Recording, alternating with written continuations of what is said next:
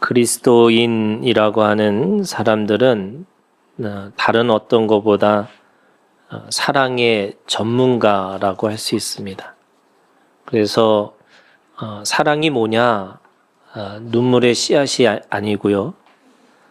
사랑이라고 하는 것이 우리가 어떤 것인지를 아주 분명하게 우리가 깨닫고 살아야 되는 거죠.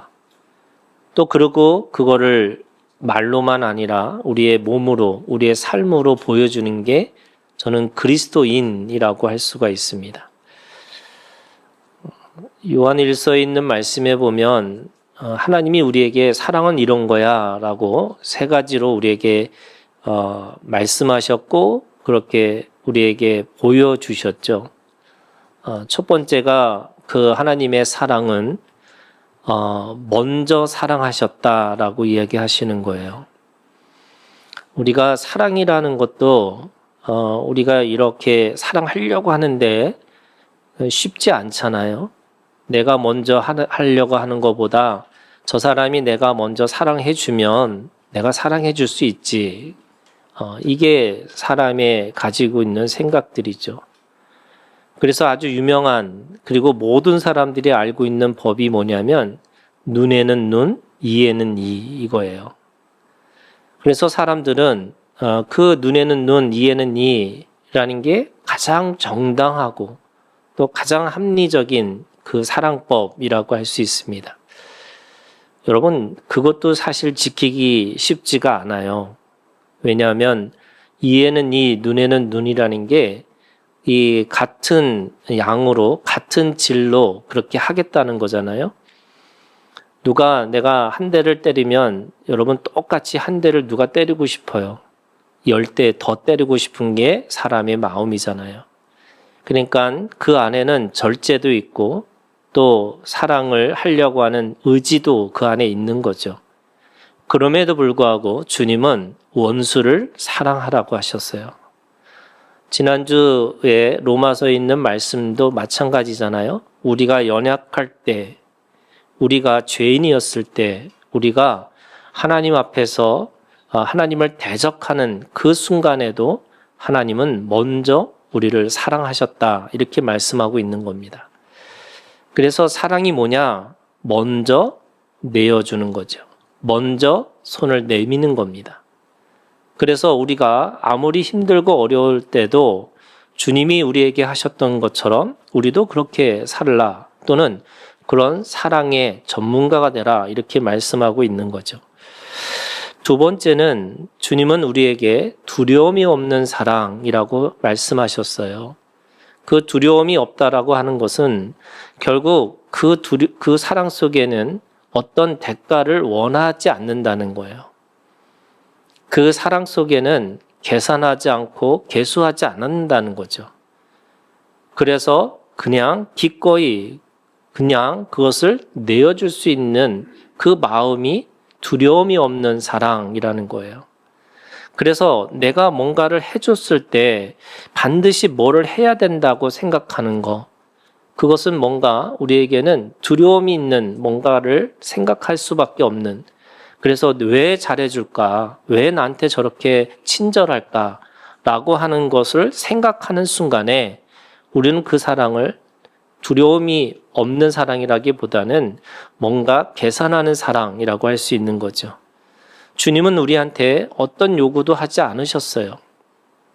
그 요구가 뭐냐면 하나님은 우리한테 최대한 요구가 뭐냐면 하나님과 함께 관계하자. 이게 사랑하자라는 것밖에 없는 거예요.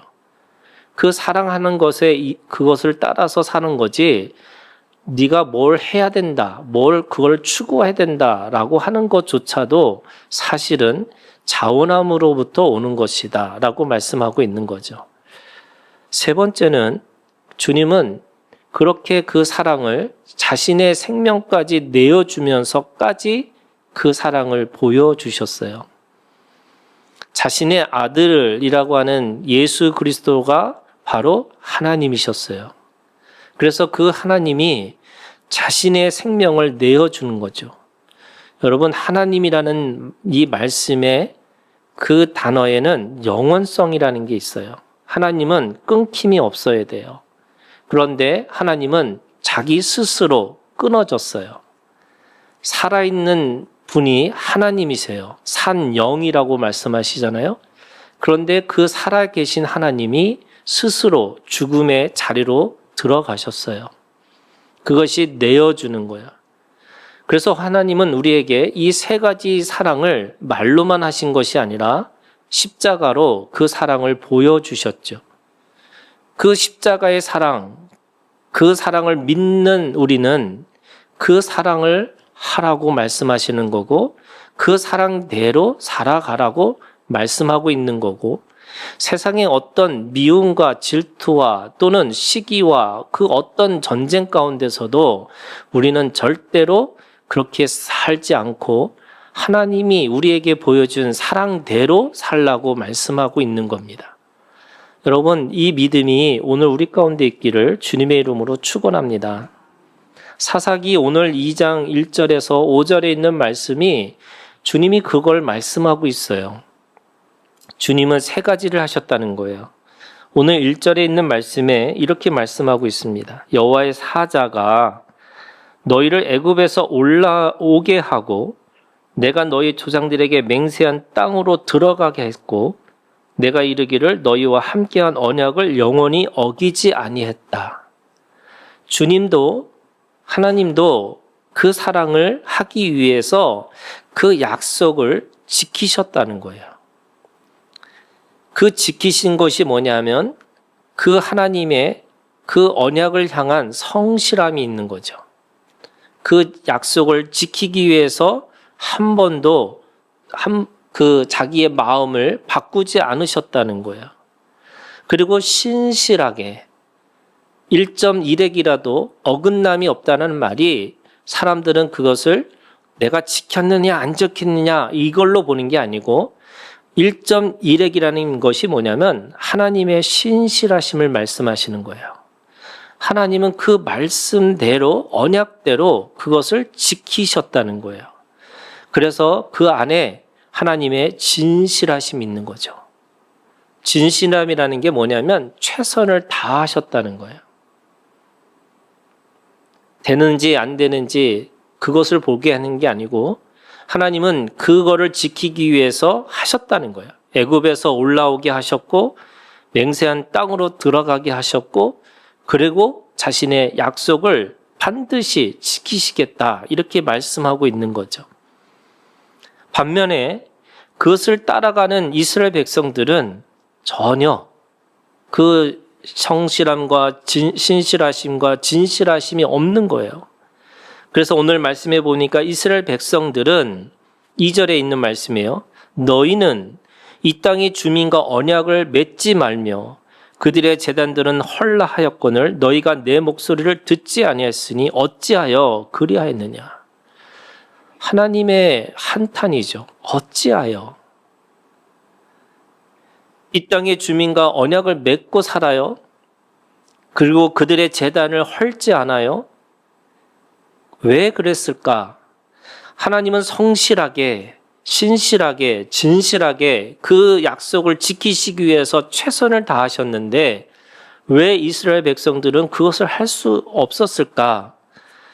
우리가 1장에 있는 말씀들을 쭉 보면 그들에게는 뭐가 있었어요? 철병거가 있었죠. 그들에게는 뭐가 있었어요? 노역이 있었어요. 그것이 뭐냐면 그들은 염려와 두려움 가운데 있는 거예요. 그들의 철병거가 훨씬 세니까 우리는 할 수 없어 라고 이야기하는 거고요. 뿐만 아니라 노역이라고 하는 그들의 노동력이 필요하기 때문에 우리는 어쩔 수 없어 라고 이야기하는 거고요. 그래서 그 염려와 두려움 가운데 또는 이익과 수단 속에서 그들이 보고 있는 게 뭐냐면 상황인 거예요. 상황이 어쩔 수 없다라고 얘기하는 거죠. 내가 사랑하려고 했는데 그럴 상황이 안 된다는 거예요. 내가 사랑하려고 했는데 저 꼴을 보니까 할 수 없다는 거예요. 그래서 그들은 말씀에 있는 게 아니고 언약에 있는 게 아니고 기준에 있는 게 아니고 늘 상황을 말하고 있습니다. 그랬더니 하나님이 이렇게 말씀하세요. 그들에게 3절 그러므로 내가 또 말하기를 내가 그들을 너희 앞에서 쫓아내지 아니하리니 그들이 너희 옆구리에 가시가 될 것이고 그들의 신들이 너에게 올무가 되리라. 옆구리에 가시라는 게 뭐냐면 그 옆구리에서 계속 찌르는 거죠. 어떤 거냐면 그들은 사람을 목적으로 보지 않고 수단으로 봐요. 그러니까 수단으로 보다 보니까 저 사람이 나한테 필요한 사람이냐 아니냐, 저 족속이 나한테 필요하느냐 아니느냐, 다 이익의 경제의 이 구조로 바라보고 있는 거예요. 근데 어떤 일이 벌어지냐? 가시가 돼요. 왜 가시가 되느냐? 여러분, 어느 순간에 그들이 힘이 있을 때는 내가 선택할 수 있지만 힘이 없어지는 순간에 이제는 그들도 똑같이 이 경제의 논리에 의해서 심판받게 돼 있다는 거예요. 내가 누군가를 이익에 따라서 만나는 것처럼 누군가도 나를 이익에 따라서 외면하고 배제하고 배척할 수 있다는 거예요. 그게 뭐예요? 가시예요. 사람들이 존재로 보는 게 아니고 저 사람의 이익을 따라서 보다 보니까 그 순간에 누군가가 또 나를 이익에 따라서 또 자신의 편리에 따라서 나를 선택할 수 있다는 거예요. 사람들이 얘기하잖아요, 여러분. 다 왕자 같은 이 백마 타고 온 왕자를 다 기다리고 있잖아요. 근데 문제는 뭐예요, 여러분? 내가 공주가 아니라는 걸 모르는 거예요. 예. 아니, 공주처럼 행동을 해야 되는데 이 시녀처럼 행동하는데 여러분 왕자가 눈에 들어올까요? 네, 똑같은 거예요, 여러분. 오늘 이 가시라는 게 뭐냐? 내가 한 것만큼 또는 내가 말한 것만큼 다시 돌아온다는 거예요. 여러분, 죄 중에 하나가 뭐냐면 빠름이에요. 사람의 눈이 너무 빨라요. 사람의 생각이 너무 빨라요. 여러분, 빠른 게 나쁜 건 아니에요. 그런데 그 빠르다는 것 때문에 뭐예요? 빠른 심판을 해요. 내가 그거를 정해버려요. 결정해요. 이 열린 구조, 열린 사고가 아니라 내가 딱 봐서 안다는 거예요. 그래서 이미 그를 심판의 자리에 들어가게 하는 거예요. 여러분, 정죄라는 게 뭐냐면 정죄는 하나님이 마지막 최종적인 심판을 정죄라고 하는 거예요. 그것은 사람이 할 수 있는 게 아니에요. 그런데 사람들은 정죄하고 살아요. 왜? 자기가 하나님의 자리에, 심판의 자리에 서려고 하는 거죠. 그러면 똑같이 어떻게 해요? 그것이 가시가 돼요. 내가 판단하고 내가 결정하는 일들이 동시에 다시 내가 그 판단과 결정에 의해서 내가 그 심판의 자리에 들어가는 거예요. 여러분, 단두대를 만든 사람이 단두대에 죽는 거예요. 내가 말한 것만큼 그렇게 살아낼 수밖에 없는 거고 그걸로 심판받게 돼 있어요. 우리에게 더 이상 죽음이 없는 심판, 이 하나님이 우리 예수 그리스도가 우리 가운데 오셔서 우리는 사망의 심판이 없다고 말씀하셨어요. 그런데 오늘 우리에게 그 심판이 없는 거에 상관없이 오늘 내가 말하고 내가 행동하고 내가 한 것만큼의 심판들이 있어요. 이거는 하나님이 주신 심판이 아니라 자기 스스로 만든 가시와 같은 거예요. 두 번째, 그들의 신들이 너에게 올무가 되리라 이렇게 말씀하세요. 이 신들이 어떤 신들이냐? 여러분 알잖아요. 우리는 그걸 우상이라고 말하지만 여러분, 우상은 여러분 바깥에 있는 신들이 아니고 내 안에 내가 만든 신들이 있어요.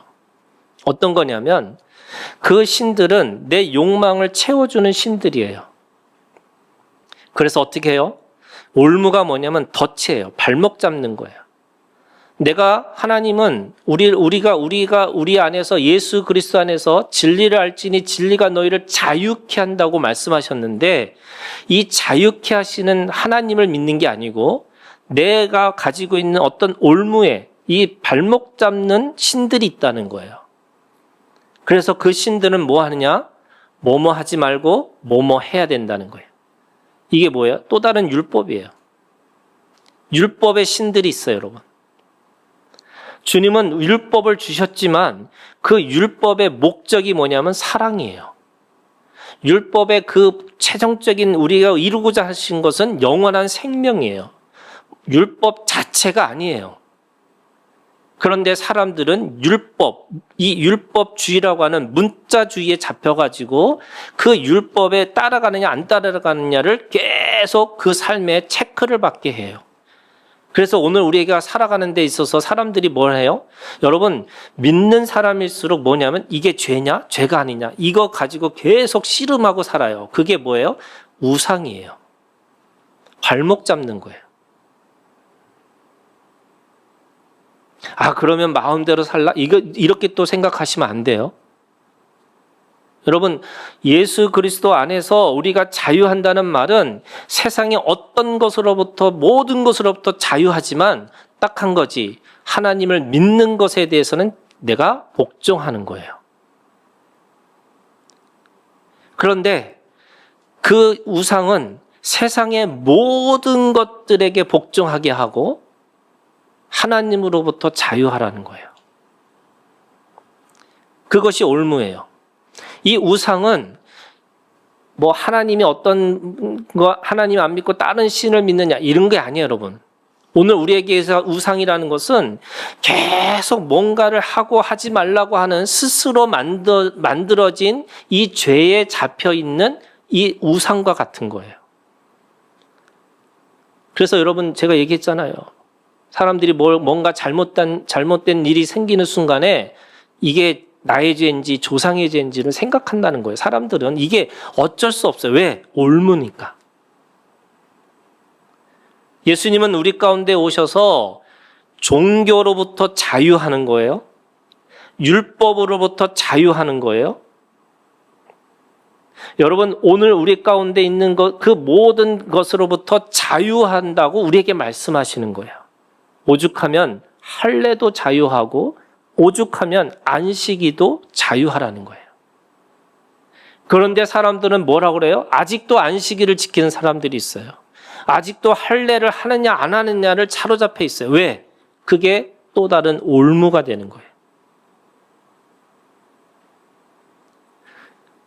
교회를 다니면서 여러분, 절제하는 것과 내가 이게 죄냐 아닌 것과는 또 다른 거예요. 주님은 우리에게 시간의 자유를 주셨고 공간의 자유를 주셨고 그리고 모든 법으로부터 어떤 습관으로부터 다 자유함을 주셨어요. 그런데 세상의 종교는 우리한테 올무가 되게 하는 거예요. 그러면 오늘 이익에 따라서 자기가 말한 것에 가시가 있고 세상의 어떤 권위주로부터 오는 이 올무가 있기 때문에 너희가 그렇게 살 수밖에 없다. 이렇게 말씀하시는 거예요. 왜 이런 일이 벌어졌어요? 이익과 염려와 상황이라는 것이 크기 때문에 그런 거예요. 자신에게 가지고 있는 이익이, 자신에게 가지고 있는 염려가, 자신에게 갖고 있는 상황이 이럴 수밖에 없다고 사람들은 핑계대고 열심히 설명하고 살아가요. 근데 오늘 2장 1절에 이렇게 시작합니다. 여호와의 사자가 그들에게 얘기하는 거죠. 이익을 챙기지 말고 염려하지 말고 상황을 보지 말라고. 그러면서 오늘 두 가지 이 장소를 오고 가면서 말씀하세요. 첫 번째, 길갈에서부터 보김으로 올라와, 이렇게 얘기합니다. 여러분, 길갈과 보김, 이 보김이라는 게 나중에 뭐라고 말해요? 우는 자라고 얘기합니다. 길갈은 뭐냐면 굴러갔다라는 뜻이에요. 도시 이름이 그냥 도시 이름이 아니고요. 여기에 신앙의 개념이 있는 거예요. 그래서 길갈의 신앙이 있고 복임의 신앙이 있어요. 이 길갈의 신앙이 뭐냐? 내가 오늘 애굽의 수치를 너에게서 굴려 보냈다라는 뜻의 의미의 길갈이에요. 그래서 굴러갔다는 뜻이에요. 뭐가 굴러갔어요?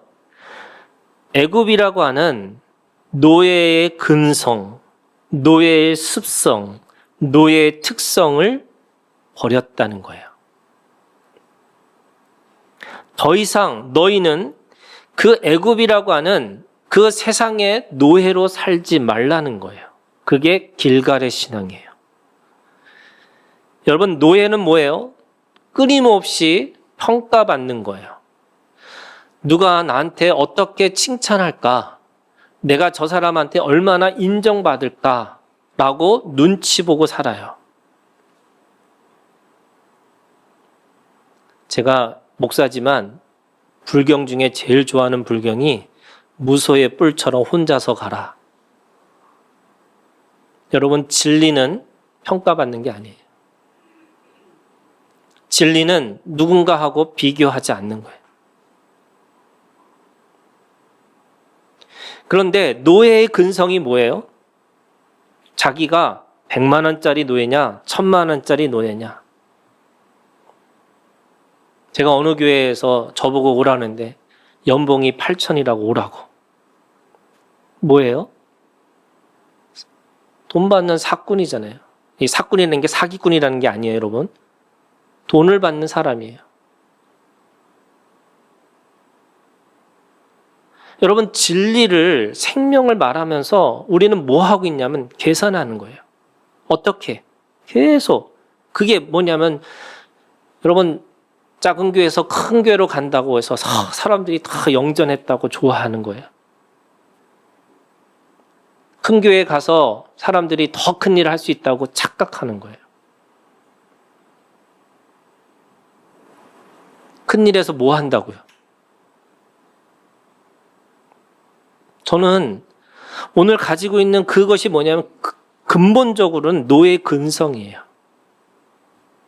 노예 근성, 그것이 뭐냐면 눈치 보고 평가받고 그래서 누군가에게 칭찬받는 것으로 살아가는 거예요. 사울 왕이 그런 거죠. 왕이 뭐 하는 사람이에요? 다스리는 자예요. 그런데 사람들의 평가가 더 두려운 거예요. 사울은 천천히고 이 다윗은 만만이라고 하는 그 비교하는 것에 자신의 마음을 빼앗기다 보니까 왕 노릇하고 살아가는 게 아니라 노예의 근성으로 그 경쟁자를 죽이러 다니는 거예요. 여러분, 오늘 우리 가운데 그 마음이 있다니까요. 누구와 비교해서 내가 더 하려고 해요. 제가 어느 순간에 누가 그러는 거예요. 저희 교회도 제발 좀 교회 무슨 전도대회 같은 걸 하자는 거예요. 그거 잘 안 되면 여기다 벽에다가 누가 몇 명 전도했는지 막 쓰자는 거예요. 제가 이걸 어디서 봤냐면 그 보험회사에서 제가 봤어요. 제가 기자할 때 옆에 있는 보험회사가 있는데 아침마다 구호를 외쳐요. 제주도, 제주도, 제주도. 그래서 저는 무슨 관광 회사인 줄 알았어요. 그러니까 뭐냐면 실적을 올라가면 제주도로 전체가 다 여행을 간다는 거예요. 보험회사를 또 폄하하는 건 아니에요. 아니, 세상의 원리가 다 그런 거죠, 여러분. 그럼 어떻게 해야 돼요, 여러분? 교회도 그렇게 하면 저는 100%, 100%? 예. 어느 정도 성공할 수 있겠죠. 남의 교인들을 빨리 뺏어오는 게 목적이 되는 거예요. 거기에는 사람이 없어요. 여러분, 명수가 있는 거예요. 누군가가 한 사람 이름이 있는 게 아니고 저희 청년들이 저한테 청년들 이름 물어보는 게 저한테 퀴즈예요. 누구 이름 아냐고. 누구 아냐고. 제일 힘든 게 이름 외우는 거예요.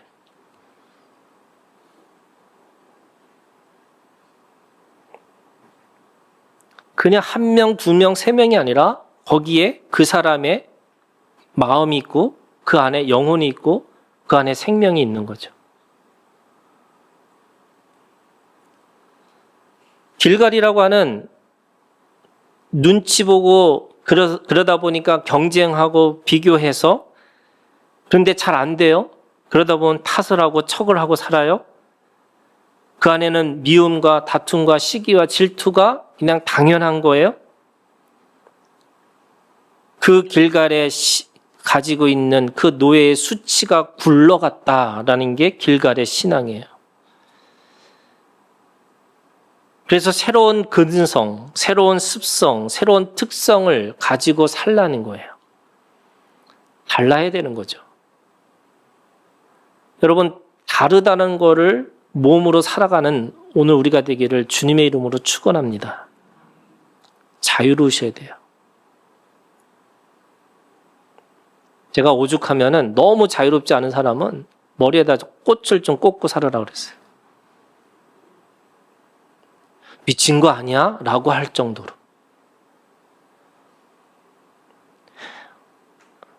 그러면 사람들이 얘기하죠. 염려와 두려움이 어느 순간에 훅 들어와서 그게 제대로 사는 거냐고. 그렇게 살 수 있겠냐고. 여러분, 자유인은 모든 것으로부터 자유하지만 동시에 뭐가 있어요? 책임의식이 있어요. 주인의식이 있어요. 그게 자유인이에요. 그래서 사람들은 자유를 갈급하지만 자유를 원하지 않아요. 왜? 책임지고 싶지 않아요.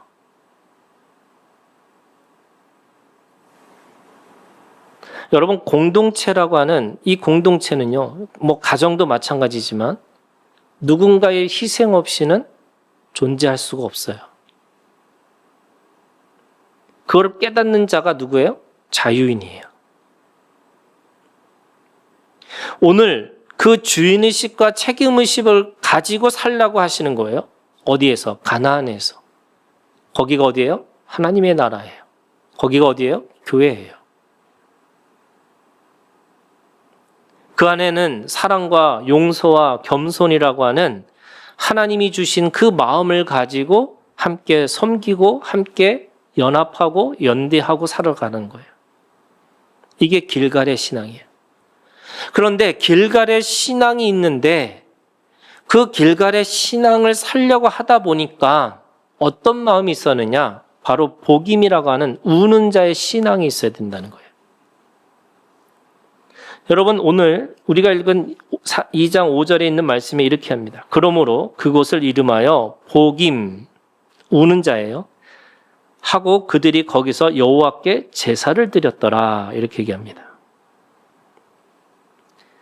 구약에서는 제사라는 말은 뭐냐면 이 제사는 하나님 앞에서 내가 깨끗해지고 거룩해지는 삶으로 살아가는 통로예요. 구약은 하나님이 우리에게 그 이스라엘 백성들에게 성전과 율법과 제사장을 두어서 너희가 죄를 지었을 때 이제 계속해서 선순환으로 돌리기 위해서 하나님이 성전, 성막 이걸 주셨고 그 안에서 그 지키는 제사법을 주셨고 그걸 통해서 그 안에서 제사를 드리는 제사장을 두셨어요. 이 세 가지를 통해서 이 구약에 있는 사람들은 거룩함을 기억하고 살아가는 거예요.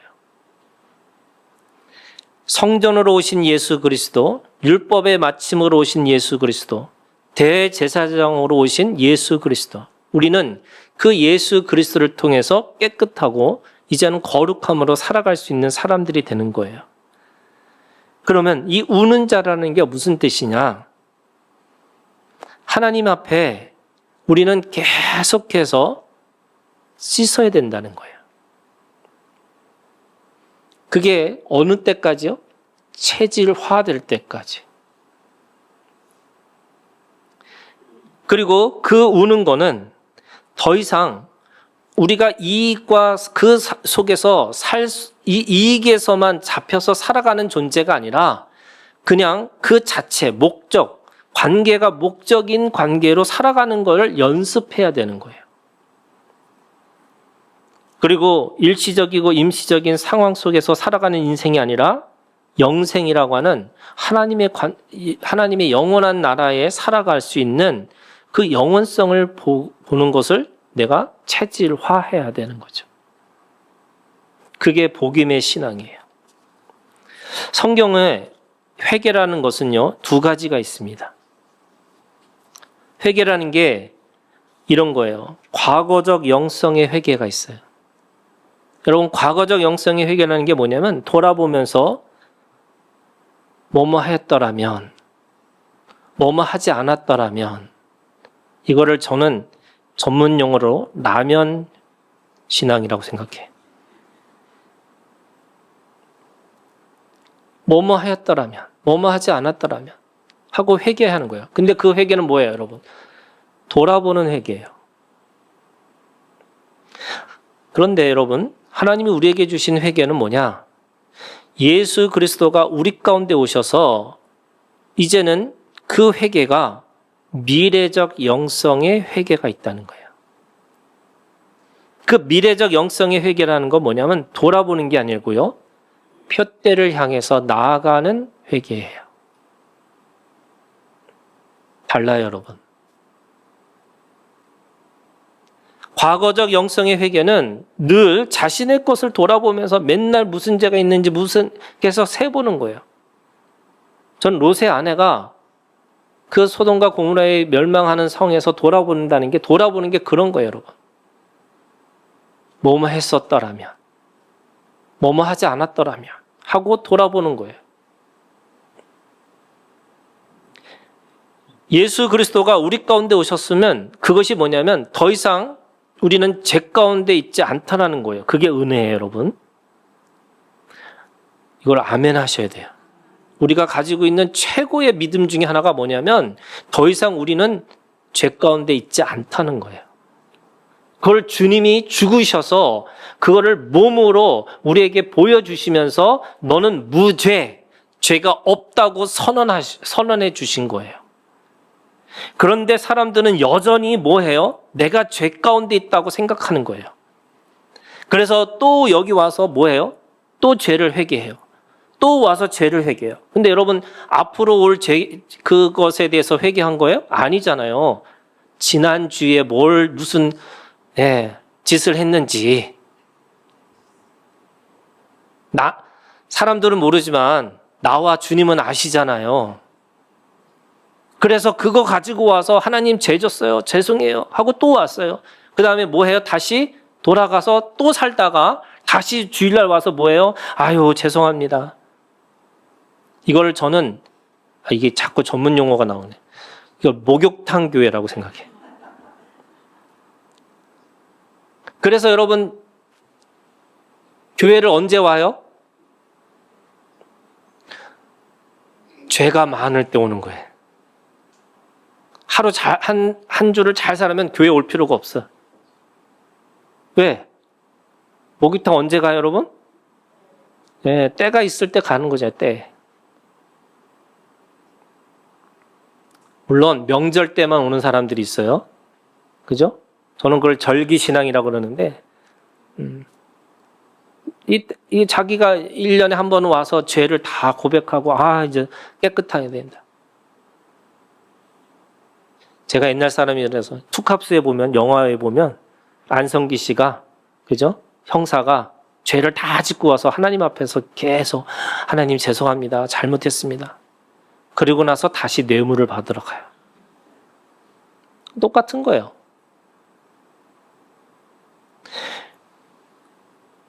그런데 여러분, 미래적 영성의 회개라는 건 하나님이 우리한테 죄가 없다고 말씀하셨어요. 그런데 우리 현실은 뭐예요? 죄가 있어요. 내 연약함이 있어요. 그런데 구약에서 그 제사를 드리는 제사와 신약에서 드리는 이 예배의 차이가 뭐냐? 하나님이 그 속에서 내가 가지고 있는 한계, 내가 가지고 있는 오류가 있구나. 이거를 깨닫게 하고, 이걸 뭐라 그래요? 죄를 인정하는 거예요. 그래서 어떻게 해요? 다시 죄를 씻는 게 아니고 예수 그리스도가 씻어 주셨다는 것을 기억하고 이제는 그걸 통해서 더 자라나야 된다는 것으로 성장과 성숙의 기회로 삼는 거예요. 그래서 그것이 걸림돌이 아니고 뭐예요? 디딤돌이에요. 여러분, 죄를 바라보는 관점이 달라지는 거예요. 내 연약함이 하나님이 이걸 통해서 나를 자라나게 하시는구나 하고 그거를 통해서 딛고 앞으로 올라가라는 거예요. 달라요, 여러분. 우리는 구약의 제사를 드리는 사람들이 아니고 오늘 우리가 하나님 앞에서 하나님 앞에 더 자라나고 성장하고 성숙한 기회를 삼으라는 거예요. 그렇다고 해서 그냥 내가 잘못했네 해야지 이게 아니고요. 뭐 하라고요? 우는 자가 되라는 거예요. 히브리서는 그걸 더 심각하게 얘기했어요. 네가 다시 예수 그리스도를 십자가에 못 박는 일이라고. 하지만 그것 때문에 구원이 떠나질 않는 거예요. 하나님이 주신 구원, 그것은 단번에 다 끝났어요. 하지만 우리의 삶이 연약하기 때문에, 우리의 몸이 연약하기 때문에 오늘 우리가 그걸 통해서 우는 자와 같은 마음을 가지고 신앙을 가지고 복음의 신앙이에요. 이걸 통해서 내가 한 단계 더 올라가라는 거예요. 요한일서 1장 9절 만일 우리가 우리의 죄를 자백하면 그는 미쁘시고 의로사 우리 죄를 사하시며 우리를 모든 불의에서 깨끗하게 하실 것이다. 주님의 십자가의 피는 단번에 모든 죄를 다 덮어주시고 씻어주셨어요. 과거의 죄, 현재의 죄, 미래의 죄, 모든 죄를 덮어주셨어요. 그러면 오늘 우리는 죄를 지을 때마다 주님이 그렇게 씻어주셨다는 것을 기억하고 그 은혜로 다시 일어나는 거예요. 여러분, 일어나시기를 주님의 이름으로 축원합니다. 염려와 두려움 가운데서 일어서시고요. 내가 가지고 있는 그 계산하고 계수하고 계량하고 있는 그 마음으로부터 일어서시고요. 내가 상황에 내 마음을 다 빼앗겼던 것으로부터 일어나시기를 주님의 이름으로 축원합니다. 자, 그러면 오늘 성령의 회개, 오늘 우리에게 주님이 주시는 우리 기업의 보증이 돼서 그 얻으신 것을 속량하시는 성령의 이 회개라는 것이 뭐냐? 오늘 이 야고보서 4장 8절에서 10절에 있는 말씀은 오늘 우리에게 말씀하고 있어요. 그 성령에 맞는 회개, 우는 자의 마음이라는 게 뭐냐? 3가지예요. 첫 번째, 여러분, 내가 죄를 가지고 있을 때마다 하나님 앞에 어떻게 해요? 가까이 가는 거를 하셔야 돼요. 여러분, 죄의 속성이 뭔지 아세요? 고립이에요. 아무도 만나고 싶지 않아요. 죄를 지을 때마다, 더구나 죄가 드러날 때마다 우리는 창피해서 살 수가 없어요. 여러분, 그럴 때마다 뭐 하라고요? 하나님을 가까이 하라는 거예요. 성령의 회개는 우리가 하나님 앞에 죄를 졌다라는 것 때문에 내가 주님 앞에 내가 더 외면하고 내가 숨어 사는 인생이 아니라 그것을 통해서 하나님을 더 가까이 하는 것으로 우리가 회개하는 거예요. 달라요. 그래서 제사를 드리지만 그 제사 속에서 우리는 더 이상 나의 죄를 바라보는 죄가 아니라 이제는 앞으로 나아갈 것은 하나님이 주신 은혜를 기억하면서 그걸 더 하나님 앞에 가는 거예요. 하나님의 언약을 어긴 것을 깨닫고 통곡하면서 하나님의 관계를 회복하라는 거예요. 오늘 4장 8절에 이렇게 얘기했습니다. 하나님을 가까이 하라. 그리하면 너희를 가까이 하시리라. 죄인들아 손을 깨끗이 하라. 두 마음을 품은 자들아 마음을 성결하게 하라. 여러분, 손을 깨끗하게 하라는 말은 오늘 우리가 가지고 있는 일상의 삶 속에서도 하나님을 가까이 하는 것으로부터 그걸 잡고 사는 거예요. 두 마음이라는 게 뭐냐면 오늘 우리가 내 마음과 하나님의 마음이 싸운다면 하나님의 마음으로 살겠다고 내가 결정하는 거예요. 그게 한 마음이에요. 그래서 하나님을 가까이 하는 거. 그러면 가까이 한다는 게 뭐냐? 두 번째 여러분, 우르라는 거예요. 여러분 오늘 우리가 항상 배운 게 뭐예요? 기뻐하라는 거잖아요. 그런데 오늘은 거꾸로 말해요. 슬퍼하며 애통하며 울지어다. 너의 웃음을 애통으로 너의 즐거움을 근심으로 바꿀지어다. 이 근심하라는 거잖아요. 아니 염려하지 말고 두려워하지 말라고 그러고 기뻐하라고 하셨는데 오히려 울으라고 말씀하시고 오히려 애통하라고 말씀하시고 오히려 그거에 대해서 근심하라는 거예요. 그런데 이 근심이 뭐냐? 고린도후서 7장 10절 하나님의 뜻대로 하는 근심은 후회할 것이 없는 구원에 이르게 하는 회개를 이룰 것이요. 여러분 하나님이 주신 근심이 있어요. 그게 뭐냐? 구원에 이르는 회개가 있다는 거예요. 그것이 뭐예요?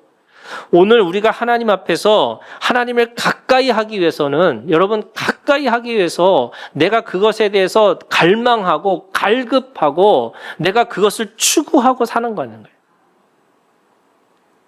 뭐 하라는 거예요, 여러분? 여러분 하나님이 우리한테 요구한 거 딱 한 가지밖에 없어요. 사랑하라고. 내가 너희를 사랑하는 것 같이 너희도 서로 사랑하고 내가 너희를 사랑하는 것처럼 너희도 나를 사랑하라고. 여러분 사랑하기 위해서 어떻게 해요? 우셔야 돼요. 이게 사랑한다는 것과 우는 것과 무슨 상관이냐? 여러분 그것에 대한 갈급함이 있으세요? 여러분 시대가 모이는 것에 힘쓰지 않잖아요. 시대가 더 이상 말씀이 여러분 다 듣는 거잖아요. 고리타분하잖아요. 왜? 여러분 유튜브를 틀면 너무 많은 목회자들이 말씀을 전해요. 저는 제가 설교한 거 절대 다시 안 보거든요. 근데 제가 아는 목사님은 조회수가 얼마나 나왔는지 그거 체크하고 있어요. 그리고 누가 조회수가 많은지. 저는 개인적으로요, 여러분 말씀은 그 공동체에 주신 말씀이라고 생각해요. 물론 시대와 그 하나님의 말씀은 영원성이 있기 때문에 누구에게든지 은혜가 되겠죠. 저도 제 유튜브를 본다고 가끔 사람들이 전화해가지고 은혜 받는다고 저한테 이야기를 해요.